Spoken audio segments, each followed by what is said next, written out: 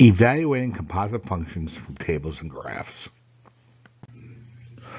We were looking at equations in the last video. In this case, we also look at tables to evaluate functions,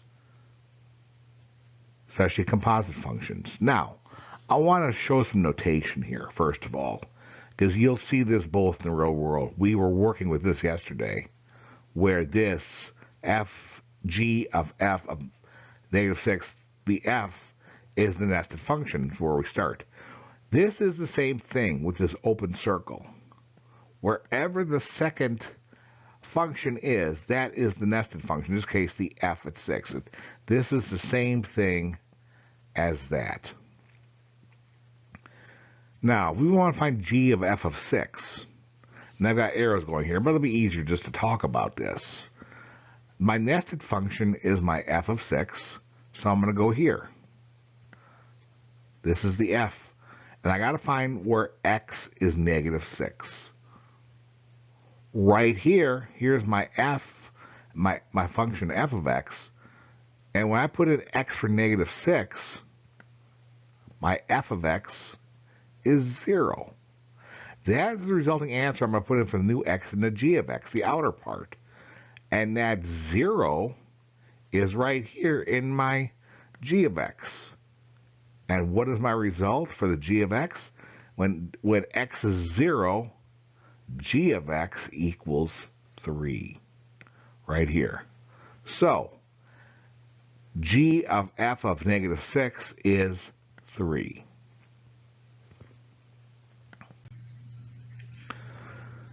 Now, I've got a few of them going on here. Let's look at this first one here. F of g at -3. G is the nested function. So I'm going to look at here. There's the g. And when I put in -3 right here, the g is 2. The g of x. Now I'm going to put that 2 in for the f, the outer function. Where do I see 2 for f of x? Well, here is 2 right here. And that answer is 1. So f at g at -3 equals 1. Now let me erase this because we've got 2 more equations, composite functions we're looking at here. Don't want to have lines all over the place, do we? So, now I got g at f at -3. So my nested function is the f function. So I'm going to find -3 and then what the resulting f at -3 is. Here's -3. And my f at 3 is 2. And I'm putting all these answers right here as well. So my 2 is going to be my new x for my outer function. And what is 2 right here? Well, here is 2. And then my outer function is g. So g at 2 is -4, which is what I've got right here. F at g at -3 equals 4.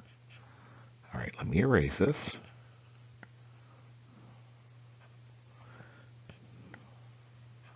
And let's look at the next one here.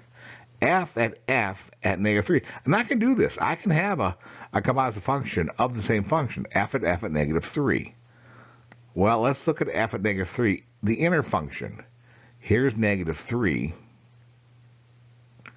And the f at -3 is 2, which is what I've got right here. Now I'm going to find 2 and then see what the resulting f of x is for that. And that would be 1. So f at -3 equals 1.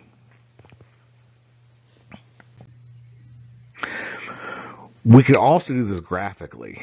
F at g at 1. Now again, g is the inner function. So we start out with this one. And by the way, here is my g of x, this upward opening parabola, and my f of x is my downward opening parabola. So I'm going to start with this graph right here. And when f of g at negative 1, when g is, I'm sorry, positive 1, f of g at 1, when g here is 1, f of g is going to equal 3, which is what I've got right here. So that 3 becomes the new x in the outer function, the f function. Here's my 3, and what is my f of 3? It looks like it's 6 right there. So, and I get right here, when x equals 3, fx equals 6. So f of g at 1 equals 6. All right, let's look at one more set of composite functions here. And I'm looking at f at g at 1. Now, first I want to iron out here that my f function is this linear equation. This g function is a parabola. So now we know what the two functions are. Let me erase this so we don't go crazy with lines. And we got to remember on this first one here, f of g at 1, g is the inner function, the nested function. So we'll start with that one. G at 1, right here, here's my g at 1, is negative 3.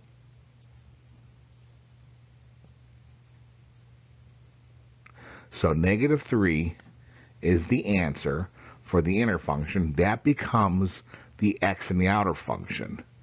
And here's my f of x right here.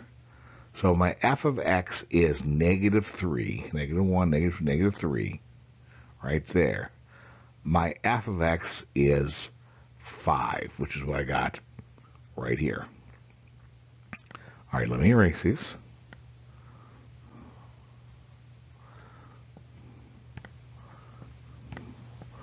Now on the second one, g at f at 0.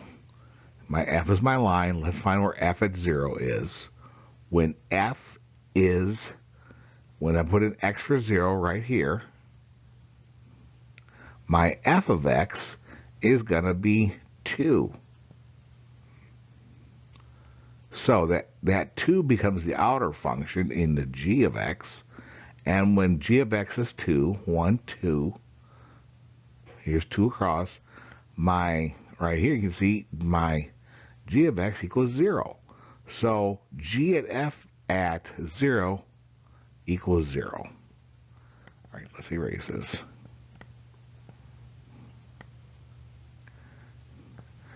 And my last one here, g at negative 1. Let's find the first g at negative 1. G again is my parabola. Here is negative 1. And my g at negative 1 is negative 3. Now I put in negative 3 for the other g, negative 1, negative 2, negative 3, right there. And that g at negative 3 is 5. So g at negative 1 equals 5.